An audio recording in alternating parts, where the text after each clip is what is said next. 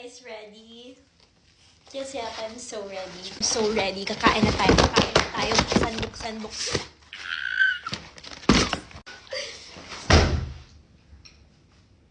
We have crumble cookies. Na-try ko na to before when I was in LA and I really liked it. Actually, in fact, nakagatan ko na yung isa. That's milk chocolate chip. Hindi ko mapigilan yung sarili ko. Since na-try ko na tong isa, we're gonna try the rest.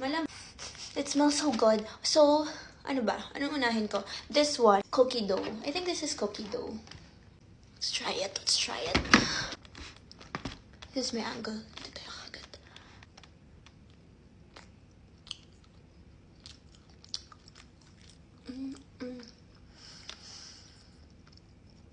Lasa siyang cookie dough. Cookie dough pero luto. If you know what cookie dough tastes like, ako kasi pag nagbe-bake ako ng cookies, gusto ko yung pinapapak yung dough niya. And this one tastes exactly like that. Pinartneran ko siya na tong chocolate milk nila. Chucky. Charing. Next, eto naman, first time ko matry yung cakes nila. This is their Tres Leches cake with Oreos. Let's try you.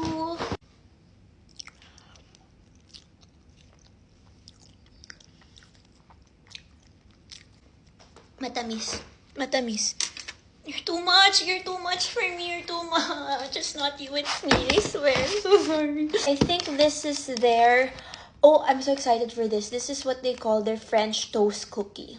Diba? Sobrang innovative nila when it comes to... Ay!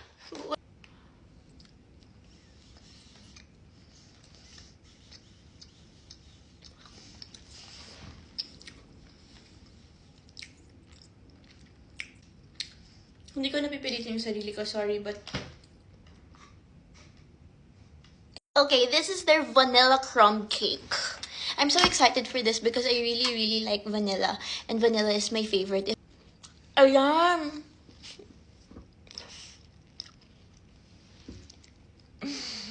This one is perfect. Bawat kagat may crunch. Parang ginugulat ka na lang talaga. And I don't know why they call it the vanilla crumb cake when it's not a cake. Like, sino niloloko mo? Hindi ka mukhang cake. Sugar rush ako. No! Ah! I need to go home. Shucks, ang ganda ko.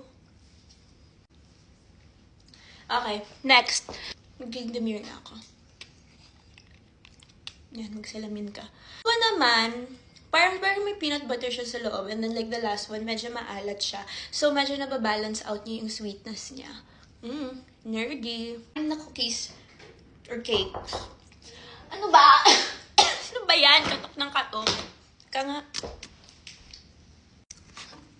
So, doon sa 6 na kinain ko, I think my favorite would have to be the vanilla crumb cake. And, actually, yun lang. Crumble cookie, hindi siya masyadong giving today, but I still like it. I'm still going to eat it kasi sayang yung pera ko. This was like 1,800 pesos kapag kinonvert mo. So, syempre, kakainin ko talaga.